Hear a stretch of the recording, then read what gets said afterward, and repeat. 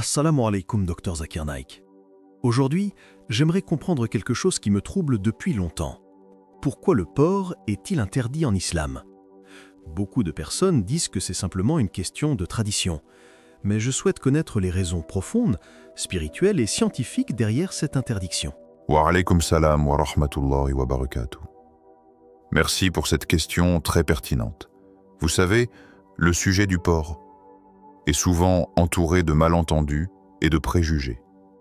Beaucoup de gens pensent que l'interdiction dans l'islam est simplement culturelle, ou une règle religieuse imposée sans raison. Cependant, lorsqu'on examine attentivement les textes sacrés et la logique qui sous-tend la loi islamique, on constate que cette interdiction est loin d'être arbitraire. Dans le Coran, le porc est mentionné explicitement comme interdit à la consommation à plusieurs reprises. Par exemple, dans la sourate Al-Baqarah 273, Allah dit « Il vous est interdit de consommer la chair de la bête morte, le sang, la chair de porc, et ce sur quoi a été invoqué un autre nom que celui d'Allah. » Ce verset ne laisse aucune ambiguïté.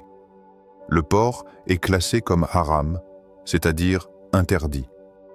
Mais plus important encore que l'interdiction elle-même est la raison profonde qui accompagne ces règles.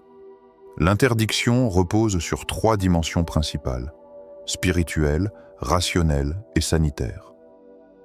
Sur le plan spirituel, l'islam nous enseigne que certains aliments peuvent affecter notre pureté intérieure et notre connexion avec Dieu. Consommer ce qui est impur peut influencer notre état spirituel, notre discipline et notre conscience morale. Sur le plan rationnel, l'homme est encouragé à réfléchir sur le monde qui l'entoure et à comprendre la sagesse derrière les commandements divins. Le porc est un animal omnivore et opportuniste. Il mange pratiquement tout ce qu'il trouve, y compris des déchets, des cadavres et des matières impures. Cette habitude alimentaire le rend susceptible de transmettre des maladies et des parasites à l'homme, ce qui a été confirmé par la médecine moderne. Enfin, sur le plan sanitaire, même si certaines personnes consomment du porc sans conséquences immédiates, de nombreuses maladies peuvent se développer à long terme, et certaines sont difficiles à détecter ou à traiter.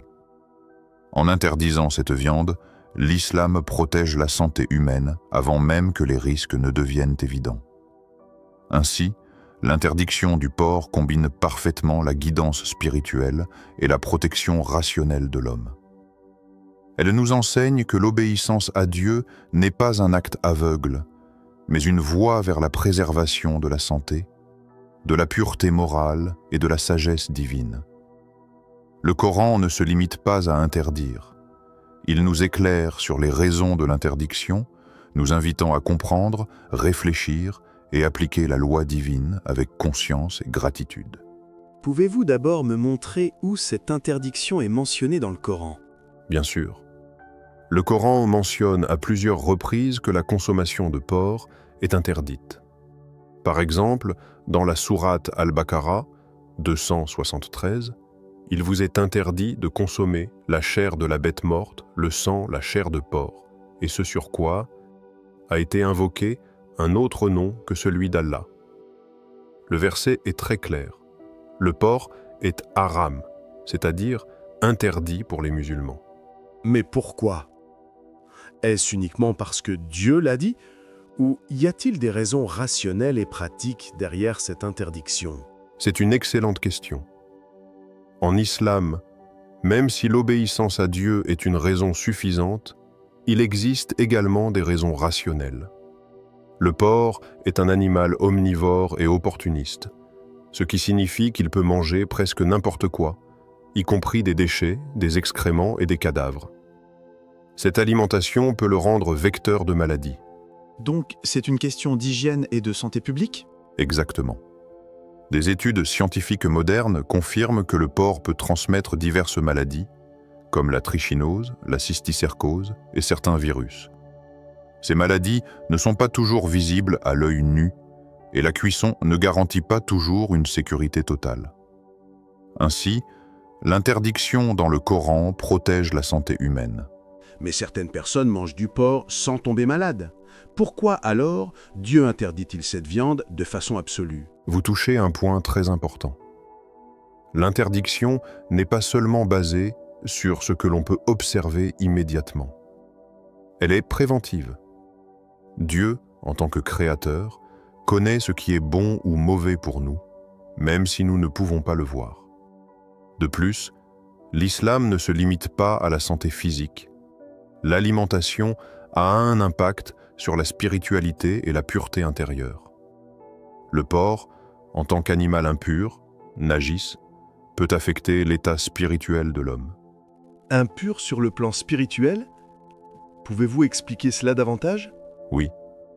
En islam, certains aliments sont considérés comme purs, halal, et d'autres comme impurs, haram. Consommer de la nourriture impure affecte non seulement le corps, mais aussi l'âme. Dieu nous a donné le Coran et la Sunna pour nous guider vers une vie saine, à la fois spirituellement et physiquement. Le porc est mentionné parmi les impuretés. Est-ce que le christianisme ou la Bible mentionne quelque chose à propos du porc? Oui, c'est intéressant. Dans l'Ancien Testament, la Torah interdit également la consommation de porc. Par exemple, dans Lévitique 11, 7 à 8. Le porc, bien qu'il ait le sabot fendu, ne rumine pas. Il vous est impur. Vous ne mangerez pas de sa chair, et vous ne toucherez pas son cadavre. Ainsi, l'interdiction n'est pas unique à l'islam. Elle existait déjà dans les Écritures précédentes. Ce qui a changé dans le christianisme, c'est que certaines pratiques alimentaires de l'Ancien Testament ont été assouplies. Mais cela ne diminue pas la sagesse initiale derrière cette interdiction. Donc, l'islam a maintenu cette interdiction pour préserver la santé et la spiritualité. Exactement. L'islam ne rejette pas la sagesse des Écritures précédentes. Au contraire, il la confirme et la complète. Dieu a interdit le porc pour des raisons de pureté physique et spirituelle, et c'est cohérent avec le message universel de Dieu transmis par tous les prophètes. Est-ce que cela signifie que l'interdiction est aussi une leçon de discipline et d'obéissance? Oui. L'islam ne vous interdit pas simplement certaines choses pour vous limiter ou vous restreindre arbitrairement. Au contraire, chaque commandement, chaque interdiction a un objectif profond et une sagesse derrière lui. Prenons l'exemple du porc. En interdisant sa consommation, l'islam ne cherche pas à compliquer la vie du croyant, mais à le protéger, à la fois physiquement et spirituellement. La protection physique est évidente. Le porc est un animal omnivore qui consomme de tout, et certaines de ces maladies peuvent être transmises à l'homme. Mais la protection ne se limite pas au corps. Elle s'étend aussi à l'âme et à l'esprit. Lorsqu'un musulman choisit volontairement de suivre cette interdiction, il apprend beaucoup sur la discipline personnelle. C'est une discipline qui ne se limite pas à la nourriture. Elle devient un principe directeur dans tous les aspects de la vie. Chaque fois qu'on résiste à un désir immédiat pour obéir à la volonté de Dieu, on renforce notre maîtrise de soi, notre patience et notre conscience de ce qui est bénéfique pour nous à long terme. On apprend à réfléchir avant d'agir, à ne pas céder au plaisir momentané au détriment de notre bien-être futur, et surtout, à reconnaître que notre Créateur sait mieux que nous ce qui est bon ou mauvais. Cette interdiction inculque également la notion de gratitude envers Dieu. En acceptant les limites divines, le croyant comprend que ce qui nous est permis est un don, et que ce qui nous est interdit est en réalité une protection.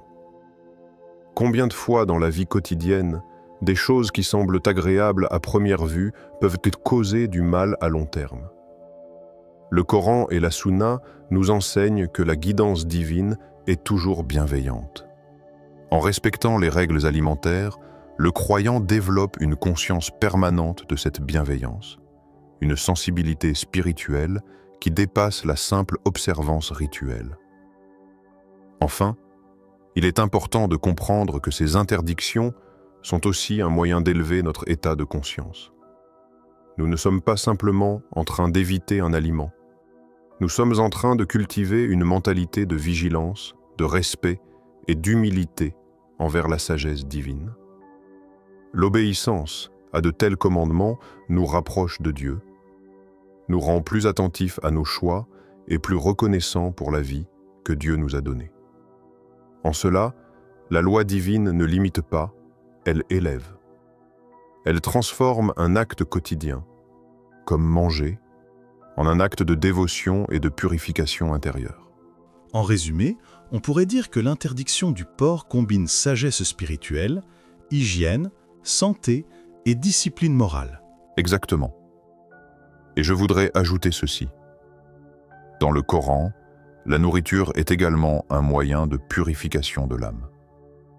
Consommer halal et éviter le haram, comme le porc, est un moyen de se rapprocher de Dieu, de respecter sa loi et de vivre en harmonie avec la nature et la création. Merci, Dr Zakir Naik. Votre explication m'a vraiment aidé à comprendre que ce n'est pas seulement une règle religieuse, mais une guidance complète pour le corps et l'âme. Alhamdulillah. Mon conseil final serait ceci. Suivre les commandements de Dieu n'est jamais arbitraire. Chaque interdiction a un sens profond. Le porc est un exemple clair de la sagesse divine. Protection de la santé, purification spirituelle et discipline morale. Lorsque nous comprenons cela, nous réalisons que l'islam est une religion de raison, de compassion et de guidance universelle.